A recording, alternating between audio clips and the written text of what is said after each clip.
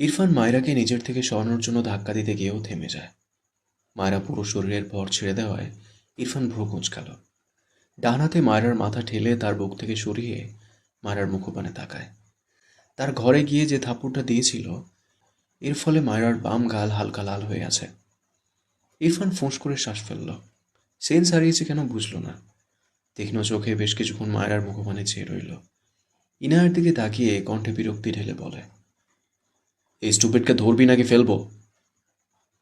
ইনায়া দ্রুত এসে মায়রাকে আগলে নেয়। এরপর নিজেই বেশ কসরত করে মায়রাকে বিছানায় শুইয়ে দেয়। মায়রার গালে আলতো থাপ্পড় দিয়ে বেশ কয়েকবার ডাকে। মায়রার সাড়া নেই। ইনায়া ভয় পায়। ইরফানের দিকে তাকালে দেখে ইরফান তীক্ষ্ণ চোখে মায়রার দিকে চেয়ে আছে। ইনায়া জিভ দিয়ে ঠোঁট ভিজিয়ে বলে, ভাইয়া, ডক্টরকে কল করো, মায়রার কিছু হয়েছে, ও তো চোখ খুলছে না।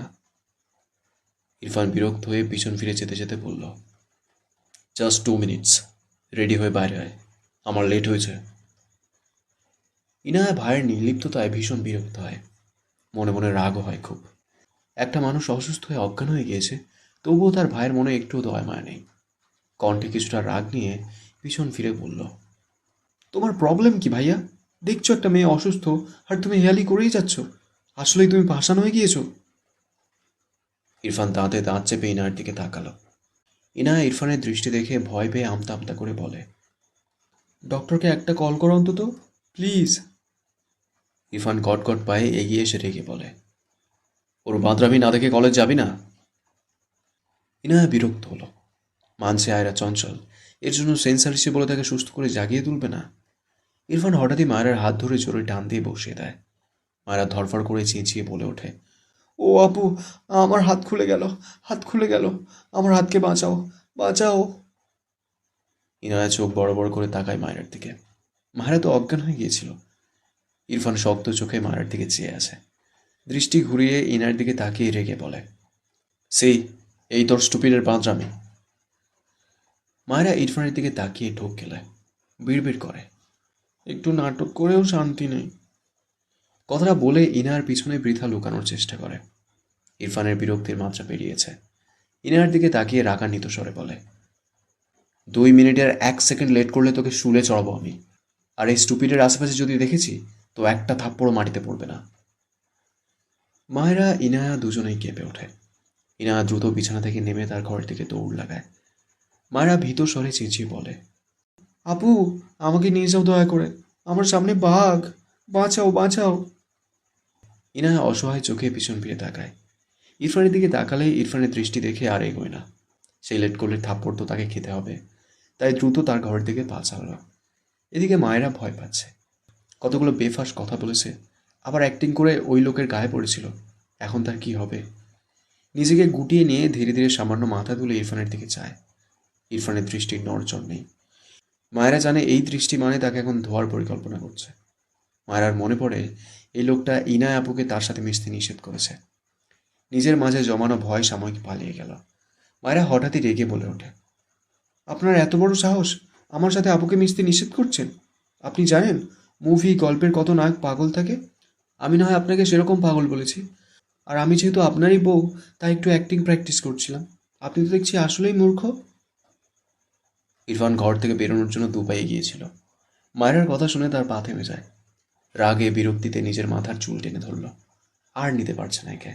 ঝড়ের বেগে এসে মায়েরার গাল চেপে ধরে ডান হাতে। মায়েরা ভয় কেঁপে ওঠে। দুহাতে ইরফানের হাত চেপে ছাড়ানোর চেষ্টা করে। ঢোক গিলে কিছু বলতে চায়, তবে ইরফান এত জোরে গাল চেপে ধরেছে, কথা বলতে চাইলেও পারছে না। ইরফান নিজেই মায়েরাকে ধাক্কা দিয়ে উল্টো ঘুরে দাঁড়িয়ে ফোঁস করে শ্বাস ফেলায়। সবকিছু এত অসহ্য লাগছে। মায়েরা কিছুটা ছিটকে বিছানায় পড়ে। দুহাতে দুগালে হাত বোলায়। ইরফানের ফিরিয়ে রাখা পিঠের দিকে চেয়ে বলে, আপনি আসলেই পাগল। আমার গাল দুটো সরকারই পেয়েছে। উফ। ইরফান উল্টো ঘুরে মায়েরার দিকে তেড়ে আসতে নিলে মায়েরা বিছানা থেকে লাফ দিয়ে ওয়াশরুমের দিকে দৌড় দেয়। উদ্দেশ্য ওয়াশরুমে গিয়ে দরজা লাগিয়ে দেবে। ওয়াশরুম থেকে দুপা পিছিয়ে থাকা অবস্থায় ইরফান বড় বড় পা ফেলে এসে মায়েরার হাত শক্ত করে টেনে ধরে। পিছন থেকে জাহারা বলে, কি করছো তোমরা? ইরফান মায়েরার হাত ছাড়ল না। বিরক্ত হয়ে পিছন ফিরে তাকায়। মায়েরা জাহারাকে দেখে ভীত কণ্ঠে শব্দ করে বলে, আপু, এই জল্লাদকে নিয়ে যাও, যখন ঝাঁপাচ্ছে আমার সেটা ধরে টানছে শুধু। যাহারা চোখ বড় বড় করে তাকায়। মায়েরা কথাটা বলেই শক্তি খাটিয়ে ওয়াশরুমের দিকে একটু এগিয়ে যেতে চায়। ইরফান পিছন ফিরে তাকানো আমি বুঝতে পারিনি। মায়েরা পিছন দিকে পেছনোয় ইরফান নিজেও তাল সামলাতে পারেনি। মায়ের দিকে হেলে গেলে মায়েরা ইরফানের ধাক্কা খেয়ে ঠাস করে বাথরুমের মেঝেতে পড়ে যায়। ইরফান নিজেও হুমড়ি খেয়ে পড়ে মায়ের উপর। বালতি ভর্তি পানি ছিল, সব ঢেলে পড়ে ইরফানের মাথায়। সে পানির গন্তব্য পথে ইরফানের নিচে অবস্থানরত মায়েরার মুখ। ইরফান হতভম্ব হয়ে যায়। মায়েরা চেঁচিয়ে ওঠে, আল্লাহ, আমার কোমর! আল্লাহ বাঁচাও! আমায় মেরে ফেললো গো, এই স্বামী নামক অস্বামীটা আমায় মেরে ফেললো। ইরফান ধরপড় করে উঠে দাঁড়াতে নিলে পায়ের নিচে সাবান পড়ে পিছলে গিয়ে আবারও মায়ের উপর ঠাস করে পড়ে যায়। মায়েরা আরও জোরে চেঁচিয়ে ওঠে। মেয়েটা মারাত্মক ব্যথা পেয়েছে। ইরফান দাঁতে দাঁত চেপে শক্ত হাতে মায়েরার মুখ চেপে বলে, স্টপ, ইডিয়েট! এত চিৎকারে রোমা নেওয়াজ সহ ইরফানের খালা এগিয়ে আসেন মায়েরার ঘরে। রোমা নেওয়াজ এগিয়ে এসে বলেন, কি হয়েছে? এমন চিৎকার করছো কেন? ঘরের কোথাও মায়েরাকে দেখতে না পেয়ে জাহারার দিকে তাকিয়ে বলল, মেয়েটা কোথায় চিৎকার করছে জাহারা? জাহারা ঢোক গিলছে বারবার। তার অনুভূতি বোঝা যায় না। কাঁপা হাতে ওয়াশরুম দেখিয়ে দিলে রোমা নেওয়াজ দ্রুত এগিয়ে যায় সেদিকে। ততক্ষণে ইরফান উঠে দাঁড়িয়েছে। ঝাঁকড়া চুল থেকে টুপটুপ করে পানি চলে পড়ছে। রোমা নেওয়াজ এগিয়ে গিয়ে ইরফানকে এই অবস্থায় দেখে বিস্ময় কণ্ঠে বলে, এ কি, তুমি ভিজলে কি করে? ইরফানের মস্তিষ্কে দাউ দাউ করে আগুন জ্বলছে। দুহাত মুষ্টিবদ্ধ করে দাঁড়িয়ে রইল। মায়ের কথার উত্তর করল না। ইরফানের খালা ওয়াশরুমের ভেতরে নজর করলে মায়েরাকে ভেজা বেড়াল হয়ে ওয়াশরুমের মেঝেতে শুয়ে থাকতে দেখে অবাক হয়ে বলে, আরে, এ মেয়ে ওখানে শুয়ে কি করছে? মায়েরা ধীরে ধীরে উঠে বসে। ডান হাত কোমরে রাখে। সকালের কাণ্ডগুলোর পর শরীরে যা একটু একটু ব্যথা ছিল, এখন সেগুলো হাজার গুণ বেড়ে গিয়েছে। সব এই বেয়াদব লোকের জন্য। শাশুড়ি, খালা শাশুড়ি কাউকে খেয়াল না করে চেঁচিয়ে বলে উঠল, এই অসভ্য লোক, আপনি কি আর শোয়ার জায়গা পাননি? আমার মতো একটা মাসুম বাচ্চার উপর এসে আপনাকে শুতে হলো? অসভ্য লোক একটা! শুধু সুযোগ খুঁজে বেড়াচ্ছে আমার ইজ্জত নেওয়ার, নয়তো ধূপধাপ মেরে দেওয়ার। আমার কোমর খুলে গেল বোধহয়। বেয়াদব লোক একটা! মায়েরা নিজের মতো বকে যাচ্ছে আর কোমরে হাত বুলিয়ে যাচ্ছে। মাথা তার নিচু। বাড়ি যে এতগুলো মানুষ মায়েরা দেখেইনি। দেখলেও বাকি, তার মুখ তো বন্ধ হওয়ার নয়। মায়ের কথা শুনে রুমা নেওয়াজ ইরফানের খালা দুজনেই বিব্রত বোধ করলো। এদিকে মায়েরার প্রতি কথা যেন ইরফানের মস্তিষ্কে আগুনে ঘি ঢালার মতো কাজ করলো। অনেকক্ষণ সহ্য করলো এই বাচালকে, আর পারল না। আগুন চোখে উল্টো ফিরে দাঁড়ালো। মায়েরাকে এক ঝটকায় তুলে বাম গালে সর্বশক্তি দিয়ে থাপ্পড় মেরে দিল। মায়েরা দুর্বল শরীরটা নিয়ে হুমড়ি খেয়ে পড়ে। মাথা গিয়ে ঠেকে ওয়াশরুমের মেঝেতে। মেয়েটা ফুঁফিয়ে কেঁদে ওঠে। রোমা নেওয়াজ দ্রুত এগিয়ে এসে ইরফানের হাত ধরে টেনে বলে, ইরফান, ও ছোট মানুষ, মেরো না। ইরফান রক্ত লাল চোখে মায়েরার দিকে চেয়ে আছে। মায়েরা কাঁদতে কাঁদতে মাথা তুলে ইরফানের দিকে তাকায়। হাতের কাছে মগ পেয়ে সেটা নিয়ে ইরফানের দিকে ছুঁড়ে মারে। মগটা গিয়ে লাগে ইরফানের বুকে। ইরফান হাত মুষ্টিবদ্ধ করে মায়ের দিকে এগোতে নিলে মায়েরা ভয়ে জোরে কেঁদে দেয়। রোমা নেওয়াজ ইরফানকে টেনে বাইরে বের করে আনে। মায়েরা কাঁদতে কাঁদতে জড়ানো কণ্ঠে বিড়বিড় করে বলে, তোকে জেলের ভাত খাওয়াবো আমি, শয়তান লোক! আমার পুরো শরীরটা সরকারি পেয়েছে। আর দুদিন পর আমি পচে যাব। তোকে টাক করিয়ে ছাড়বো আমি। ইরফান মায়ের হাত ঝটকা মেরে সরিয়ে দিয়ে ক্রোধান্বিত চোখে চেয়ে রাগান্বিত কণ্ঠে চিৎকার করে বলে, এই বেয়াদব বাচাল মেয়েকে আমার সামনে আর একবার দেখলে আই সোয়ার ওকে আমি খুন করে ফেলবো। কথাটা বলে হনহন করে ঘর থেকে বেরিয়ে যায়। ইরফানের কথায় প্রত্যেকে কেমন কেঁপে ওঠে। যাহারা যদিও ভয় পেয়েছে ইরফান ভাইয়ের এত রাগ দেখে, তবে খুশিও হয়েছে বেশ। এতক্ষণ যা উল্টাপাল্টা ভেবেছে সব হাওয়া হয়ে গিয়েছে। মায়ের উপর বিরক্ত হলো। এই মেয়েটা আসলে অসহ্য, ফালতু কথা বলার স্বভাব। ইনায়া রেডি হয়ে এসে তার ভাইকে ভেজা বেড়াল হয়ে মায়েরার ঘর থেকে বেরিয়ে যেতে দেখে অবাক হয়। মায়েরা আবার কি করলো? দ্রুত ঘরে ঢুকে দেখে ভেতরে তার খালাতো বোন। আরও অবাক হয়। এর মধ্যে রুমা নেওয়াজ এগিয়ে গিয়ে মায়েরাকে ধরে ধরে ওঠালো। মায়েরা দাঁড়াতেই পারছে না। রুমা নেওয়াজ দীর্ঘশ্বাস ফেললেন। মায়েরাকে ধরে ওয়াশরুমের বাইরে আনে। ইনায়া মায়েরাকে এভাবে দেখে ভয় পেয়ে যায়। দৌড়ে গিয়ে মায়েরাকে ধরে ধীরে ধীরে এনে বিছানায় বসায়। রুমা নেওয়াজ মায়েরাকে ছেড়ে রেগে বললেন, তোমার মুখটা বন্ধ রাখতে পারো না? মায়েরা কান্নামাখা চোখে বলে, আপনার ছেলেকে একটু বললেই তো হয় হাত না চালাতে। কতগুলো মেরেছে আমায় আজ। রুমা নেওয়াজ বিরক্ত হয়ে তাকিয়ে রইল। মায়েরাকে রেডি হয়ে থাকতে দেখে ভ্রু কুঁচকে পড়ল। রেডি হয়েছ কেন? মায়েরা দু হাতে চোখ মুছে ভাঙা গলায় বলল, আমি আপুর সাথে আপুর কলেজে যাব। রুমা নেওয়াজ ইনায়ের দিকে তাকিয়ে বলল, আজ কলেজে যেও না, দেখো কোথায় কোথায় ব্যথা পেয়েছে। এ তো মুখ বন্ধ রাখতে পারে না। ইরফানকে কিছু বলে লাভ আছে? দুটো দুই মেরুর। তোমার বাবা তো বিয়ে দিয়ে উদ্ধার করে ফেলেছে, এখন যত জ্বালা হয়েছে আমার। তারেক নেওয়াজ বাইরে থেকে ফিরে স্ত্রীর কথা অনুসরণ করে মায়রার ঘরে এসে বলল, কি হয়েছে? স্বামীর কণ্ঠে রুমা নেওয়াজ পিছন ফিরে তাকায়, দাঁতে দাঁত চেপে বলে, কিচ্ছু জানি না আমি। মেয়েটা মরে গেলে জেলের ভাত খেয়েও বসে বসে। তারেক নেওয়াজ ভ্রু কুঁচকাল, এগিয়ে এসে মায়রাকে দেখে অবাক হয়।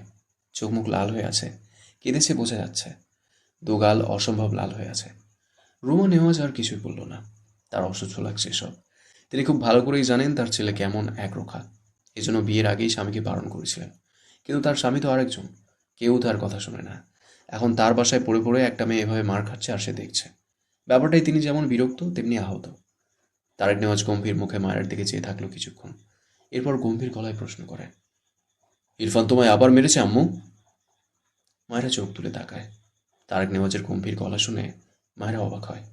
মায়েরাকে চুপ থাকতে দেখে তারেক নেওয়াজ ধমকে প্রশ্ন করে ওঠে, কি হলো বলো, মিথ্যে বলবে না একদম। মায়েরা কেঁপে ওঠে, চোখ নামিয়ে নেয়, বিড়বিড় করে, বাবারও ছেলের মতো রূপ বের হচ্ছে দেখি। তারেক নেওয়াজ ভ্রু কুঁচকে বলে, মায়েরা, আমি কিছু জিজ্ঞেস করেছি। মায়েরা ঢোক গেলায়। তারেক নেওয়াজ তাকে আম্মু ছাড়া ডাকে না, এখন নাম ধরে ডাকলো। তার মানে সিরিয়াস রেগেছে। মায়েরার ছোট মাথায় এটাই খেলল।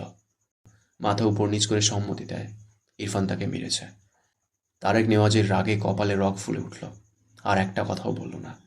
ইরফানের খালা জাহারা ঘর থেকে বেরিয়ে যায়। তারেক নেওয়াজ পকেট থেকে ফোন বের করে কাউকে কল করে, ভার্সিটি যাওয়ার আগে আমার সাথে দেখা করে যেও।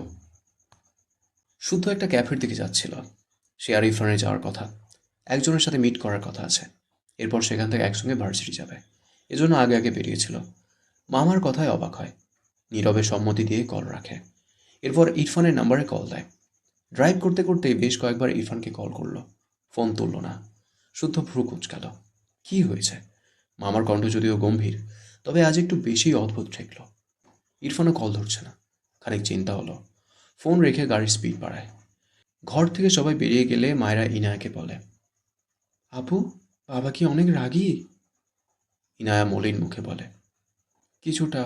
যখন প্রয়োজন পড়ে তখনই একটু রাগে। মায়েরা এলোমেলো হিজাবটা মাথা থেকে খুলে ফেলল। এরপর ধীরে ধীরে বিছানায় গিয়ে শুয়ে বলল, আপু, তুমি কলেজ যাও, আমি আরেকদিন তোমার সাথে যাব। একটু থেমে ভাঙা গলায় বলল, কোমরে অনেক ব্যথা পেয়েছি আপু। ইনায়ার কান্না পাচ্ছে। মায়ের মাথায় হাত বুলিয়ে বলল, কলেজ না গেলে কিছু হবে না। তুমি কিছু খেয়ে ব্যথার ওষুধ খেয়ে নাও, তাহলে ঠিক হয়ে যাবে। মায়েরা মৃদু হেসে বলল, তুমি খুব ভালো আপু। ইনায় কিছু বলল না। মায়ের দিকে চেয়ে রইল। গাল দুটো কেমন লাল হয়ে আছে। মায়েরা চোখ বুজে দাঁতে দাঁত চেপে আছে। কোমরের ব্যথা মেয়েটাকে কাবু করে নিয়েছে, তাই কথা বলছে না হয়তো। মায়ের কথা ভীষণ মনে পড়ছে। সবসময় হাসি খুশি মেয়েটা হঠাৎই ফুঁপিয়ে উঠল। ইনায়া ভয় পেয়ে বলে, মায়েরা, বেশি ব্যথা করছে? মায়েরা কান্নাগুলো গিলে নিল বহু কষ্টে। অতঃপর দুহাতে চোখ মুছে মলিন হেসে বলল, আপু জানো, ছেলেমেয়েরা যখন অনেক অসুস্থ হয় তখন তাদের মা ছেলে মেয়েদের অনেক যত্ন করে আগলে নেয়। এই জিনিসটা ভীষণ সুন্দর না, বলো? ইনায়া ভ্রু কুঁচকে তাকিয়ে রইল মায়েরার দিকে। মায়েরা কেন বললো এই কথাটা? মায়েরা হঠাৎই হেসে বলল, আপু, তুমি কলেজ যাও, আমি ঠিক আছি। ইনায়া রেগে বলল, তুমি আসলে অনেক বড় মায়েরা, কিন্তু আমি আপাতত তোমার বড় বোন, তাই আমার কথা তোমাকে শুনতে হবে। কোথাও যাব না আমি, তুমি চুপচাপ থাকো। আমি খাবার আনছি, খাবার খেয়ে ওষুধ খাবে, বুঝলে? কথাগুলো বলে ইনায়া বিছানা থেকে নেমে দাঁড়ালো। এরপর ঘর থেকে বেরিয়ে যায়। মায়েরা মৃদু হেসে ইনার দিকে তাকিয়ে রইল। বিড়বিড় করে, এই আপুটা বেস্ট আপু। শুদ্ধ ইরফানদের বাসায় এসে ইরফানের ঘরে যাওয়ার জন্য দোতলায় উঠতে নিলে তারেক নেওয়াজ বলে, তোমাকে আমার সাথে দেখা করতে আসতে বলেছে, ওই বেপরোয়া ছেলের সাথে নয়। শুদ্ধ তার পা প্রথম সিঁড়িতে রেখেছিল। মামার কথায় দ্রুত পিছিয়ে আসে। বুঝলো তার মামা গরম, আর তা ইরফান রিলেটেড। তারেক নেওয়াজের ঘর নিচু তলাতেই। তিনি তার ঘরে যেতে যেতে বলেন, আমার ঘরে এসো। শুদ্ধ চিন্তিত বদনে তার মামার পিছু পিছু যায়। ঘাড় বাঁকিয়ে একবার উপরে তাকায়। ইরফান কি বাসায় আছে, নাকি ক্যাফেতে চলে গিয়েছে? দরকার তো তার। ইরফান গেলে সে থেকে গেলে কেমন হয় ব্যাপারটা। আবার ভাবলো ইরফান চলে গেলে তার মামার সাথে ঝামেলা করলো কে।